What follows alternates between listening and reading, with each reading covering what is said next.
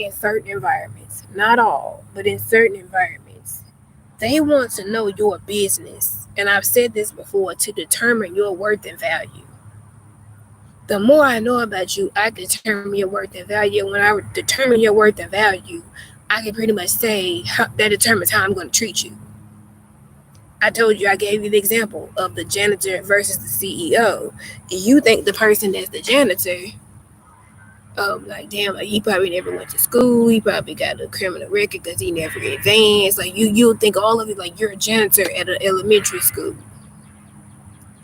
So you think low of that person.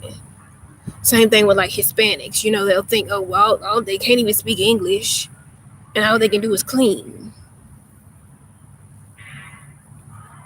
And I realize, honey, being a housekeeper is very spiritual work, whether you realize it or not. But those that know. That being somebody that cleans is God's work, whether you realize it or not. Versus somebody that's the CEO. Like I said, when corporate gonna be here this week. So and so coming down the hall, so and so, Esquire coming down the hall. Is that the third? So people start straightening up. People put on they Sundays best. They straighten up. They make sure their office clean because they know people gonna be walking down the hallway looking at shit, asking questions.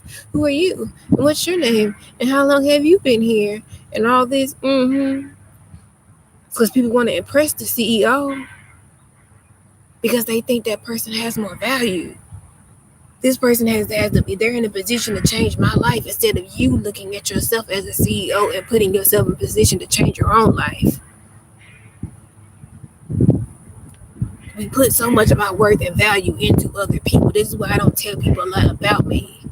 Even when I had corporate jobs, I never decorated my office because I didn't want people to be in my mind like that. I didn't want people to like have too much access to my life like that because this is work for me. I leave work and home is home. So I decorate the space, but it's gonna be with vague stuff. I mean, I'll make it homely, but I'm not finna just be doing the most. No, I'm not doing all that. Like these girls here, like I feel so bad for them sometimes, like because they so young and some of them with so many children, and it's just like I just know how hard it was for me back then, my child by myself, and I look at them now, and I'm looking at food prices, I'm looking at all of this stuff that's going on in the world, and I'm just like, Lord have mercy, pray for the babies, man.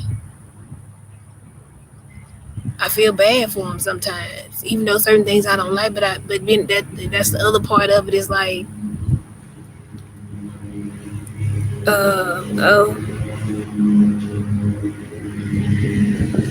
okay, I feel bad for them, but then I don't, because I think we gotta make better decisions, man. We gotta teach our kids early, and we as people gotta make better decisions. Because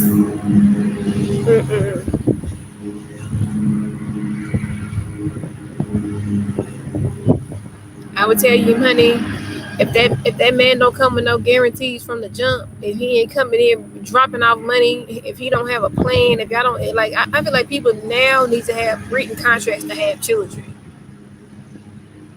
Like, how you have a written contract to get married, or you have prenups to get married under these conditions. This marriage is valid based on this and that. Yeah. In order to have a kid, you need to do the same thing. You need to be like, honey, I need $1 million up front. I need $1 million up front before I have a baby with you. Because if I gotta go out here and not be able to work, because really you need to be at home in the first 5 years with that baby. Truth be told. Women need to be at home with their children the first 5 years of their life until they go to school. You should be at home. Like, period. Because daycare is too expensive. You don't need to be leaving your kids with everybody. The first 5 years, you need to be at home. So that means that man needs to be able to take care of you. And if he can't, you don't need to have his baby.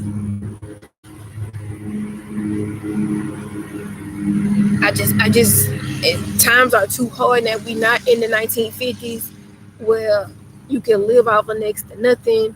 You knew how to stretch food for a whole month. Like it was just a different time that we lived in.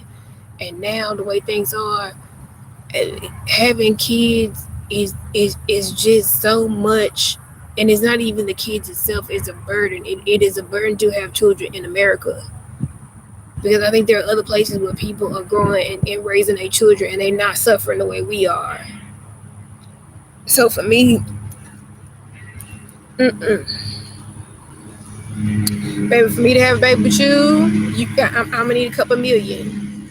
I need to be resting comfortably, and I need it up front, like before we have the baby. Don't be talking about after the fact or when the baby get here. No, nigga, I need it up front. If we don't never have it, then hell, we'll leave it in an investment account. You can have it back, whatever you want to do. But if you sit up there talking, oh, I want you to eat, because dudes be trying to do that. Like, ooh, I want you to have my baby. They don't ever want to marry you. Oh, but I want you to have my baby. Okay, well, I'm going to need $1 million. Maybe $2. I'm going to need some money. A whole lot of it. Because I'm going to live a very comfortable life. I'm sorry, you're a woman, honey. You give life. You shouldn't have to struggle. You shouldn't. You shouldn't have to work. You shouldn't have to struggle. You shouldn't have. No. You shouldn't be up here beating down your back, honey. If you're going to work hard at clean up and do everything, you should be doing it at your own home.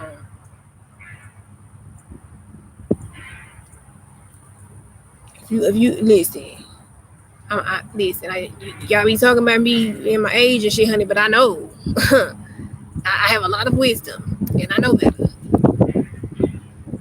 better. So now, I ain't just finna lay down and have no baby with you just because I like you or you cute. And a lot of these girls get caught up in promises. No, like, oh, he said he was always going to be there. He said he was, we were going to build a future. Girl, men say stuff all the time. That's what they do. They say stuff. Isn't that the story of every woman's life? Men always saying something. Girl, he said, and he promised, and that's what he told me. Yeah, girl, he did. Like you and every other woman. So with that being said, I think it's up to you to protect yourself, to protect your womb. You need to choose your baby daddy. Don't let them choose you. Because there's too many women that had a lot of stuff going for themselves, and then they got slowed down by a dude that never had. He never meant you any good. I can admit to that. You get hung up, and then you mess around with somebody that never even liked you. See, a lot of y'all people that got baby daddies that don't take care of the kids, they don't like you. So you thought he was gonna take care of the kid? You're like, oh well, I mean, we may not get along. No, I'm not gonna take care of the kid. I don't like you. That's why I was never there for you. That's why I didn't take care of the kid. I don't like you.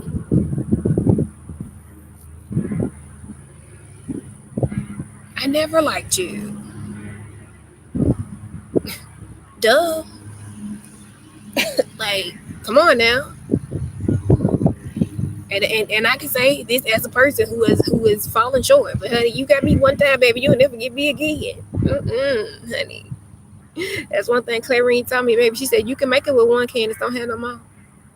And so take it from Candice right now. If anybody within the sound of my voice, honey, if you don't have any children, keep it that way until that man can provide for you, fully provide for you, you and that child. You need to make sure that he's a good man, Savannah, that he got his shit together. If you don't have his own place, he don't have his own money, his own resources, his own access, that's not your man. You don't need to have a baby with that man because he's still building. He's still growing. I'm not saying he don't have no value, but he's still building. He's still growing. And he may not be in a position to really take care of you the way you need him to. And that's okay. But when you start creating families, it needs to be with the man that is capable of carrying you and your seed. If he has not gotten to that space and he can only take care of himself, that's fair. There's no shame in that.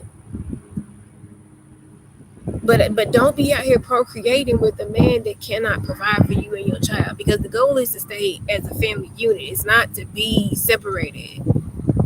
It's not to be you over here and I'm over here and I'll meet you every other weekend at McDonald's. Like, no.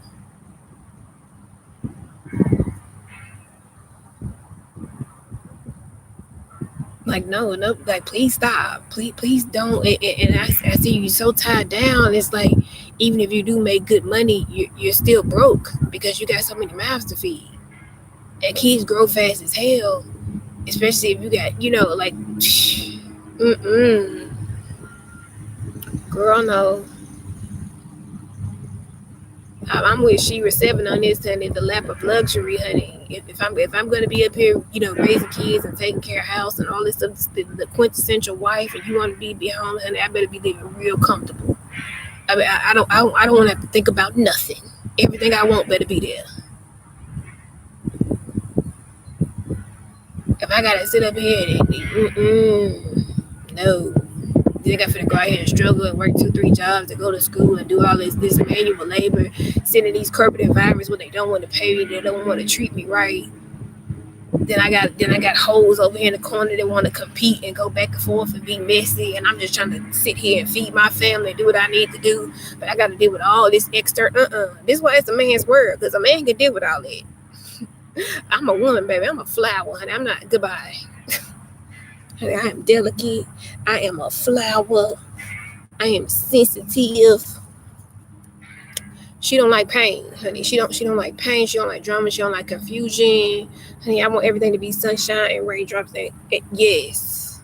The sun is beautiful, honey. I want to go to the park, honey. I want to sit outside on the beach at the pool, honey, and be beautiful. I don't work.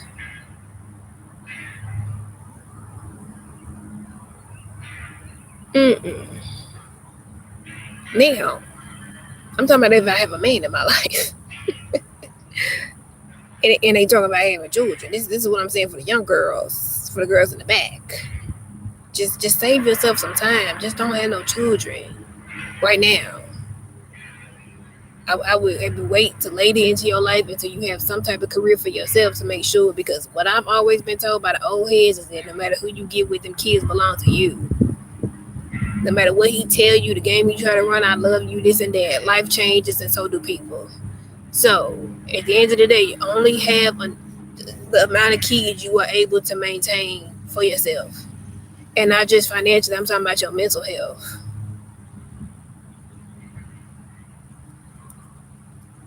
And that's what I mean. Like, don't get caught up, man. Don't get too caught up in love, honey. Get the money first. Get the money first, then fall in love. I'm just saying, make sure, because you need some type of security. Because that's the thing about a man. A man is going to always be able to get back on his feet, usually, especially if he's a man of means. Men don't hit their prime till later. Like a man that have a kid at 45, that's not even considered old for them, because they probably thinking like, oh, like he done established his career, he got houses, he probably got assets, he probably got savings, investments, so people can applaud that. But if a woman do that, it's like, girl, like, what are you doing? Like, what happened? So understand that the playing field is like, it's not in your favor. It's not. And so you got to decide, do you want to have kids for the sake of having kids early and struggle and be broke? Or do you want to wait until you have like actually established a family? And not to say that families last forever, because like I said, people can leave. Marriages aren't forever. People come and go. But I am saying that, like Denzel Washington said, and I'm from around the way, and I'm going to leave with something.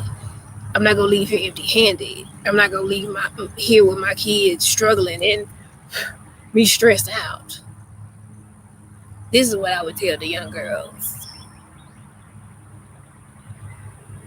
Like, don't stop doing that, man.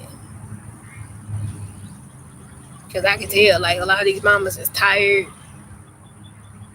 A lot of them are tired. Like, they just, it's hard enough just to live and just to be. But to have to give guidance and help, really raise a kid, it is exhausting. And this is why I say, like, it all falls back on you. You the mama. Whenever something go wrong, you need to call your mama. When something happen, where your mama at? But somebody want to know who is your mama? It's always gonna fall back on you, man. So you got to be careful. And yeah, things get better as they get older. Things to do, but they also get more expensive as they get older. And so if you haven't planned or prepared, if you don't have savings or retirement, you not do like, and probably if you got 2-3 kids, you ain't gonna be able to save. It's gonna be hard if you work at minimum wage. This is why I'm saying don't do that shit. Don't do that shit to yourself. No, what the old people say, no romance without finance. If that man cannot take care of you, don't have his baby. Don't.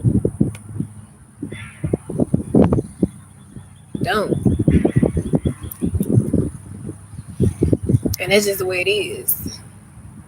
I'm not having you a kid for me to sit here and struggle and be letting you get mad one day and just be like, oh, well, you know what? I don't want to do this anymore. Do what? This? What do you mean by this? Because I told myself that that's probably why I only had but one, because I knew, I'm like, if another dude try to leave me as a single parent, you're going to die. You're not going to make it out. You think you're going to be out here parlaying and fool line in the streets? And you gonna let me here with a baby to raise by myself? Oh no. And I'm already no. That's why when I went to the doctor, she was just like, you don't want it. No, honey, I just don't have sex.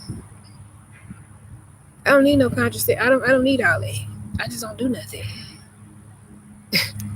It's a no. It's a hard no. I'm not saying I don't have no desire, but I'm like, ugh. But being here is enough birth control. I see enough to be like, no ma'am, you're not in a position to have children at this time, if at all. So I say this to say, make good choices, man. Be mindful of the things you do, what you involve yourself with. Be mindful of the people that's around you.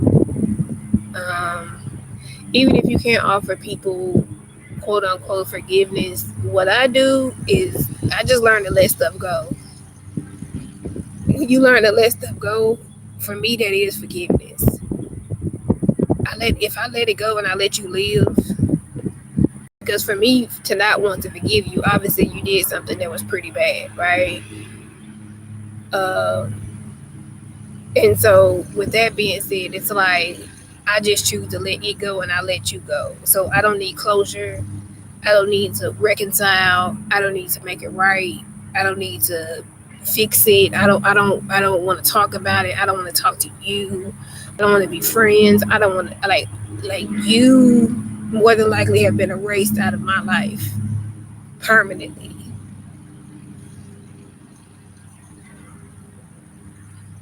And I'm good with that because I feel like you was good enough. You was good with taking a chance to do whatever you did. So obviously, you being in my life don't mean that much to you. Obviously, you was cool with that. You was cool with being messy. You was cool with the shenanigans. What they say, if you shenan once, then you gonna shenan again. Sure. So listen, baby, I'm not even mad. Everything's gonna be all right. You gonna go your way, I'm gonna go mine. It's all love here. It's just, I'm saving my love for myself. I don't even have no love for you because, like I say, there's things that my love is reserved for people that have the ability to love me back. They actually want me to win and do well. Like my love is reserved for people that understand reciprocity. And a lot of y'all don't. And so I'm not giving my love to people that don't love themselves. I'm not giving my love to people that they cannot love me properly. Like, no. That's how you end up on empty every single time. Every single time. You end up on like, damn, like, I love you. Don't you see that? Yeah, duh. And they just gonna keep taking it, girl. They gonna keep taking your love and going on, doing whatever that girl, they know. They knew what they was doing from the jump. This is why you can't just be giving out just free forgiveness, honey. They knew.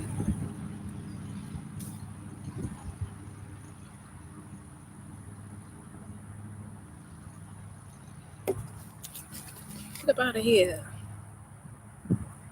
And more than likely, they're going to do it again. Just give it some time.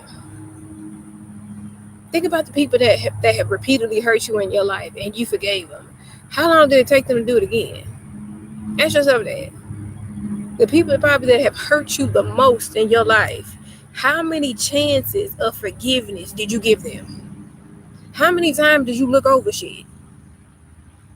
And you'll understand exactly what I'm saying.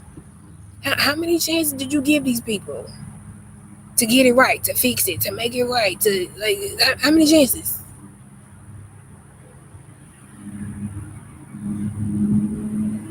But then if you would have just cut them off in the first place, you could have spared yourself a whole lot of heartache. So a lot of us double back out of obligation or fear or worry, or we out of sadness, out of loneliness. We double back because we fear, like, oh my God, if I don't do this, then this will happen. Or you have all these scenarios in your mind, but it's like, no, like, let people go. If people left your life, that means they didn't want to be there. Like they don't want to be there. If they haven't called, they're not going to call. And like I said, even if they do, you better check out what I said before about people's intentions. There's one thing, you just haven't heard from somebody, you lost touch, you changed your number, you moved, and even that I side eye, because I'm like what? Like what? I'm side eyeing everything for the rest of my life, and I'm like, who are you? Who sent you? I don't care. Oh well. Safety first. Safety first, baby. But all I'm saying is like, it's okay, man. It's okay to cut people off. It's okay to me, that is forgiveness. Letting go and cutting people off is forgiveness. I let you go. I let you live. Because if it was something that could be mended or resolved, then we would have done that. But since it can't be,